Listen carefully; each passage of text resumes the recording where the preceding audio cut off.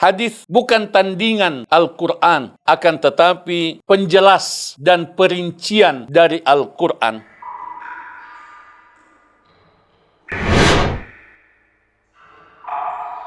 Alhamdulillah, wassalatu wassalamu ala Rasulillah. Kedudukan hadis di dalam Islam. Kita saling mengingatkan untuk meningkatkan pemahaman, keyakinan, dan penghayatan kita terhadap kemuliaan hadis-hadis Rasulullah sallallahu alaihi wasallam di dalam mengamalkan ajaran Islam di dalam kehidupan keseharian kita. Kita di dalam mengamalkan Al-Quran, kita juga mengamalkan hadis Nabi sallallahu alaihi wasallam, sunnah Rasulullah sallallahu alaihi wasallam.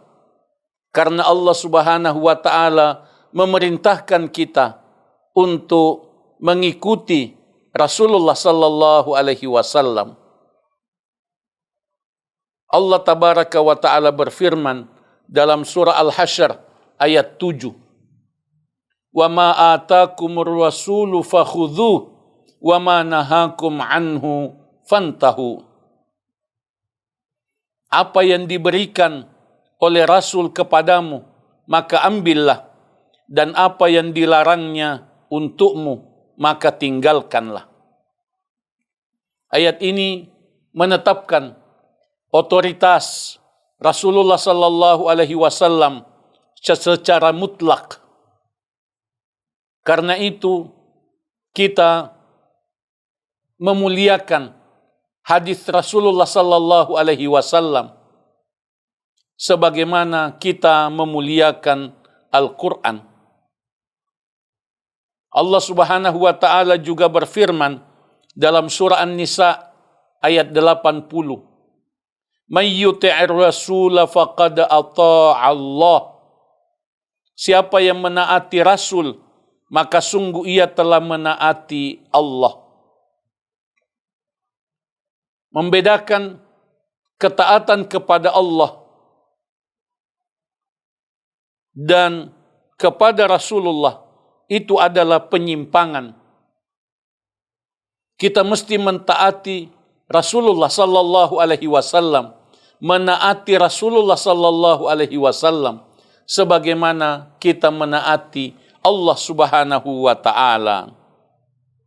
Rasul sallallahu alaihi wasallam pernah bersabda, "Ala inni utitul Qur'ana wa mithlahu ma'ahu." Ingatlah, ketahuilah, sesungguhnya aku diberi Al-Quran dan yang semisal dengannya bersamanya, bersama Al-Quran, yaitu hadis. Hadis riwayat Al-Imam Ahmad, Al-Imam Abu Dawud, disahihkan oleh Asy-Syaikh Al-Albani. Hadis yang mulia ini menunjukkan bahwa pada hakikatnya hadis itu juga adalah wahyu. Hadis itu juga adalah pemberian dari Allah Subhanahu wa taala. Al-Imam Syafi'i rahimahullah pernah mengatakan, kullu ma qalahu Rasulullah sallallahu alaihi wasallam, semua yang disampaikan oleh Rasulullah sallallahu alaihi wasallam, fahuwa mimma fahimahu minal Qur'an, itu adalah bagian dari pemahaman beliau terhadap Al-Quran. Hadis bukan tandingan Al-Quran, akan tetapi penjelas dan perincian dari Al-Quran. Al-Imam Ahmad rahimahullah pernah mengatakan, as-sunnatu tufassirul Qur'ana wa tubayyinuh. Sunnah itu menafsirkan Al-Quran dan menjelaskannya. Karena itu penting untuk kita menguatkan pemahaman dan penghayatan kita bahwa hadis adalah sumber hukum kedua setelah Al-Quran. Hadis adalah penjelas ayat-ayat mulia yang umum, dan hadis penetap hukum yang baru dengan izin Allah Subhanahu wa ta'ala. Tanpa hadis, salat tidak bisa dipraktekkan. Tanpa hadis, salat tidak bisa dipraktekkan. Tanpa hadis, zakat tidak jelas ukurannya. Tidak jelas kaifiatnya. Tanpa hadis, haji tidak bisa ditunaikan dengan benar dan baik. Karena itu, kita mesti memuliakan hadis-hadis Rasulullah sallallahu alaihi wasallam. Kita biasakan diri untuk bertanya, apa hadisnya? Bagaimana hadisnya? Apakah hadisnya sahih, hasan, atau tidak? Kita mengutamakan hadis yang sahih di atas pendapat siapapun.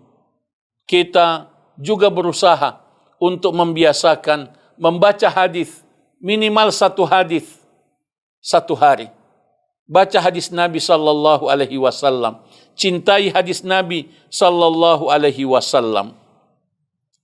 Akhirnya, mari kita mengamalkan hadis yang mulia yang berisi doa.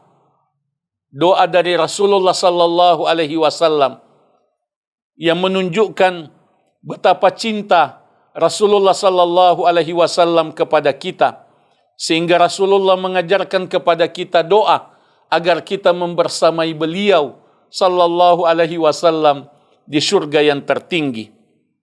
Doa ini bersumber dari hadis yang sahih riwayat Al-Imam Ahmad, Al-Imam Ibnu Hibban, dinilai sahih oleh Asy-Syaikh Al-Albani. Mari kita baca, mari kita amalkan, mari kita hayati, mari kita ajarkan doa yang mulia ini. Allahumma inni as'aluka imanan la yartad wa na'iman la yanfad wa murafaqata Muhammadin sallallahu alaihi wasallam fi a'la jannatil khuld.